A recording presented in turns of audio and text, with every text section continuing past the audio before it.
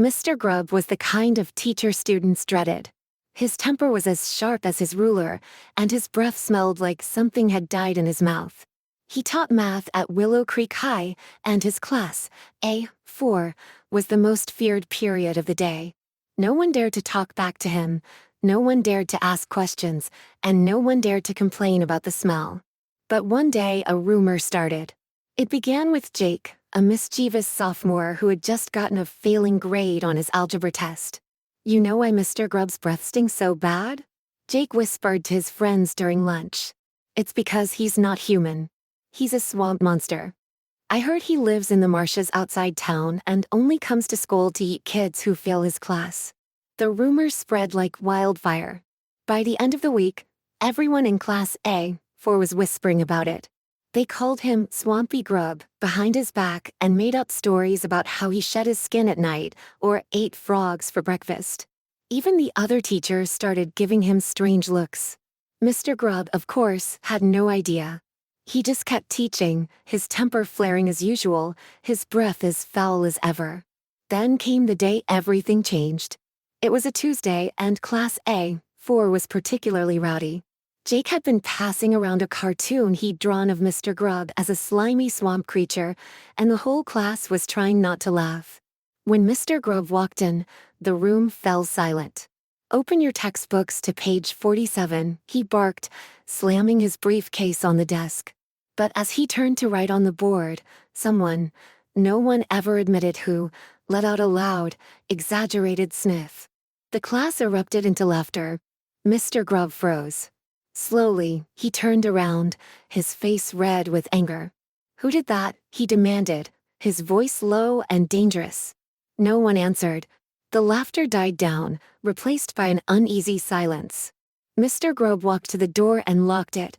The click of the lock echoed through the room. Then he turned back to the class, his eyes narrowing. "You think this is funny?" he said, his voice trembling with rage. "You think it's funny to spread lies about me?"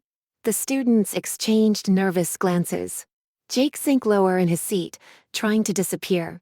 "You want to know the truth?" Mr. Grubb said, his voice rising. "Fine. I'll show you the truth." And then, he began to change. His skin turned green and slimy, his fingers elongating into clawed talons.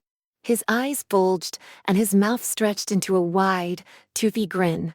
The smell in the room grew unbearable, like rotting vegetation and stagnant water. The students screamed, scrambling to the back of the room, but there was nowhere to go. "You shouldn't have spread that rumor, Mr. Grubb," or whatever he was now, hissed. "Because now you know my secret. And I can't let you leave."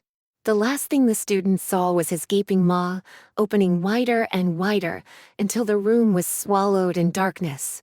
The next day, Class A4 was empty. The desks were neatly arranged, the textbooks open to page 47, but there was no sign of the students.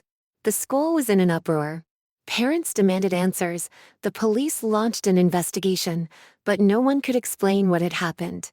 When they questioned Mr. Grubb, he seemed genuinely confused.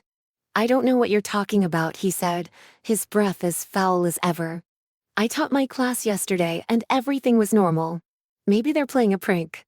The authorities didn't believe him, but they had no evidence. No one had seen the students leave, and there were no signs of a struggle. It was as if they had vanished into thin air. As the days went by, Mr. Grubb went back to his usual routine. He taught his classes, graded his papers, and ate his lunch in the teacher's lounge.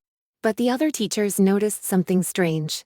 He always brought his own food, a strange, slimy stew that smelled like fish and mud.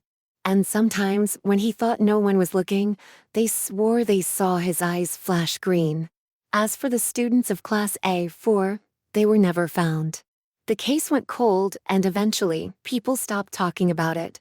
But if you walk past room A4 late at night, you might hear a faint hissing sound. And if you're brave enough to peek through the window, you might see a shadow moving in the darkness, a shadow that doesn't look quite human. And if you ever find yourself in Mr. Grubb's class, remember this: don't spread rumors. Because some secrets are better left buried in the swamp.